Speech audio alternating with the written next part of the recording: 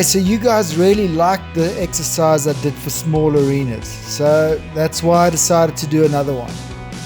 This was done in the usual arena, which obviously isn't exceptionally small, but this exercise will fit comfortably into a dressage arena. I've packed loads of cool stuff into it, so it's pretty useful as well.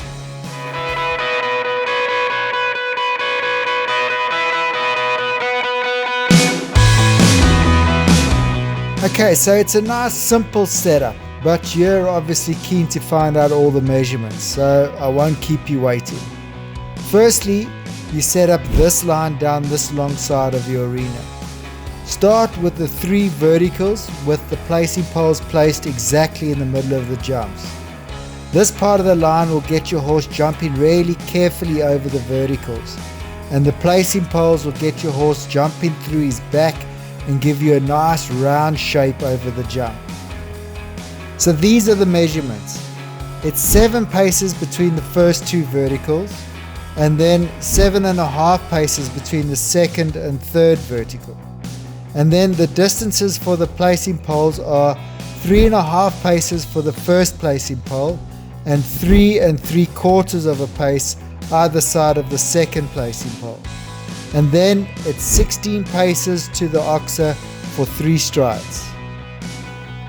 Then down the other long side of the arena you set up this line, vertical to oxer to vertical. From the first vertical to the oxer is 16 paces, so it rides 3 strides. And from the oxer to the second vertical it walks 20 paces, so it rides 4 strides. So it's 3 strides to 4 strides. And finally, between the 2 lines you just set up, you set up this line, a vertical 5 strides on a curve to a 1 stride double combination. So from the vertical to the first part of the double walks 24 paces for the 5 strides, and then it's 8 paces from the oxer to the vertical for the 1 stride double. And that's it, you're all set up and ready to go. Don't forget to download the JPEG of the course plan in the description below. It's way easier to set up off your phone that way. Also, watch me ride this exercise. It rides slightly different to the way we set it up.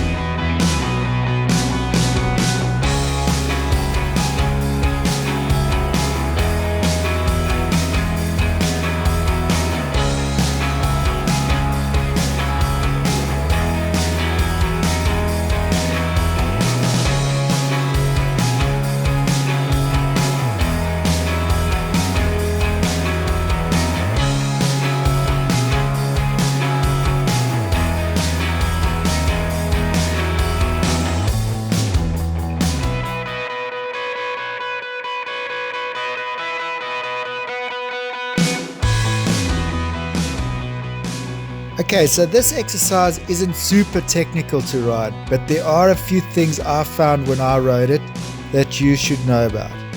So firstly, because the distance between the 3 verticals is quite short, you're going to get quite deep to them, which will break your momentum and get you landing quite close to the back of the last one. This obviously has the potential to make the 3 strides to the oxer ride a little long.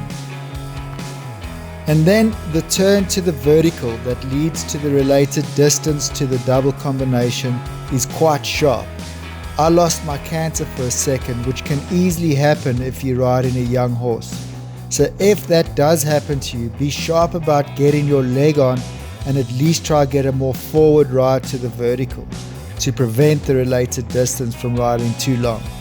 Better still, keep your leg on through the turn so that your horse keeps a good canter to the vertical. If all else fails, you can always take the direct line to the double to shorten the distance a bit. And then remember, if you have 2 related distances in a line, the second part usually rides short. So be prepared, sit up early and compress your middle 2 strides. Awesome, you made it to the end. So you're the type of person that will really enjoy this channel. So if you haven't subscribed yet, hit the subscribe button and I'll keep the videos coming.